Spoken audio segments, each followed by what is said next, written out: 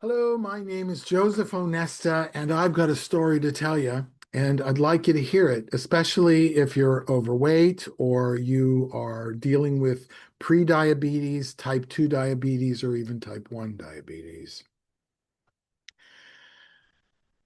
I want you to know that the knowledge about metabolic disease has been revolutionized over, say, the last 10, 15 years. It's changed. And a lot of people don't know what they're talking about. I see a lot of people. It looks like everything is created from AI by what people are sort of like the bullshit people are saying online. All right.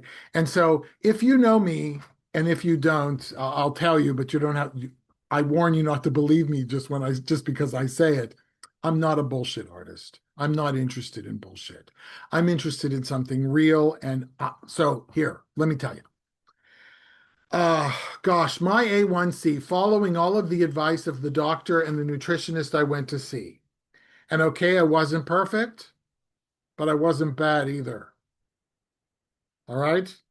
I followed that advice. I took my meds. I followed the dietary advice with some very minor exceptions once in a while, like any human being would. And my A1C just kept getting higher and higher and higher. I was seeing my doctor 4 times a year, every 3 months. Every 3 months, it was bad news. Every 3 months, it was bad news. And who was to blame? Of course, me. Or the doctor would say, well, diabetes is a chronic and progressive illness. No, it ain't. It doesn't have to be. It will be, by the way, doc. It will be if all I do is listen to you. I have to do more. So at one point, when he was going to give me another medication just before making me inject insulin, my A1C was 10. And for some of you, that seems, oh, I wish I could get down to 10. Uh-huh. Pay attention. Okay. So uh, he wanted to put me on a third medication prior to insulin, but insulin was in the works and I knew it. Scared me. And so I started doing research, real research, not that, supplement stuff like cinnamon supplements and magic teas from some island you know, in the middle of the ocean. It's because the people there don't have diabetes. This is a secret by these ancient peoples. It's not a secret. Here's what's going on. I found doctors, real doctors, a nice long list of them who actually investigated and talked about these things. And they were presenting at conferences to other doctors. This is amazing. And not only were they saying something significantly different than what my doctor had told me to do. And I will tell you, I'm not a doctor. I want you to do what your doctor tells you to do, but I want you to do something more. I don't want you to back away from your doctor. I want you to stick with your doctor, do what your doctor tells you to do, and then when the doctor looks at you and says, "What are you doing? Why is your A1C coming down?" You have something to say.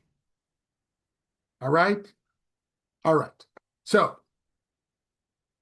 uh, my A1C went from 10, near 10. It was like 9.8 or something like that. I imagine it's in some record somewhere.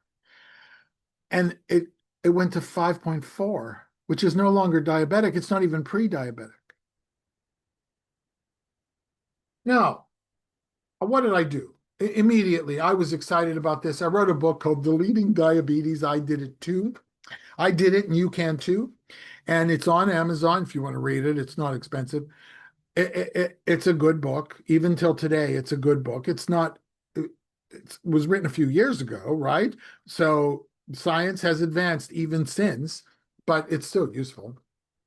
And And then I started developing a program when my clients, I'm a clinical hypnotist, they'd come and they'd want to lose weight.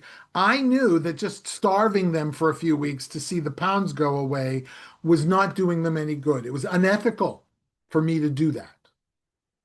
And I'm sorry, if you're a hypnotist and you actually just starve people into losing weight, I'm not behind that. All right. It's up to you. If you think it's ethical, you go right ahead. But I know what starvation does to a body.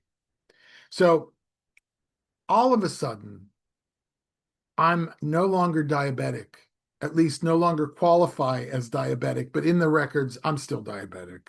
Uh, there's no way. They're not going to erase that because it's considered a pre-existing condition. But that's all right. I don't care. The thing is, I can only work with so many people a week. I can only work with, you know, literally because it takes 4 to 6 months. We're working together. We're seeing each other every week for a while, then every few weeks for a while. It's 4 to 6 months. I can only fit a certain number of people into my practice. So working one-on-one isn't enough. I considered doing groups, and I've heard of other people trying this, and they're contacting me like, what group hypnosis things can we do? It's like it's all individual. There are certain things you could do, but it's only going to work for a percentage. Whenever a hypnotist works in groups, by the way, it only works for a percentage.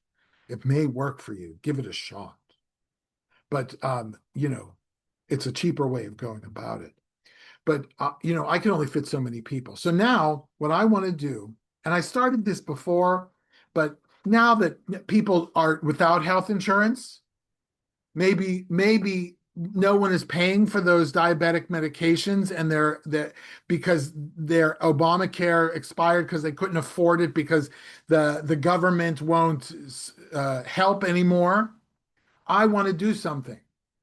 So I'm going to start. If you're interested in this, you want to lose weight, you're type 1 or type 2 diabetic, just like, subscribe, follow. All right. I'll do those little videos, little hints, little things you could do. I'm not going to overwhelm you with the whole program. I'm not going to structure it for you at all. I'm just going to suggest things, and you listen and you consider. If you are interested in it, do those things and give it a shot. It's going to take longer than 4 months because you're not doing it all at once. I was a little nuts. I'll be honest with you. I really was aggressive with my own, and I knew I was taking my life into my own hands. No, I didn't talk about it with my doctor. I admit that now because I was afraid he would tell me no, and I wasn't interested in hearing from that anymore because what he said wasn't working. And I don't blame him. He was telling me the standard advice. I don't blame him. All right. So like, subscribe, and we'll keep going. And you know what? For heaven's sakes, if you're seeing this video, there is a way for you to contact me. You can find it out. In fact, my name is pretty unusual, Joseph Onesta. I'm in Pittsburgh. You can find me. That's it. Bye.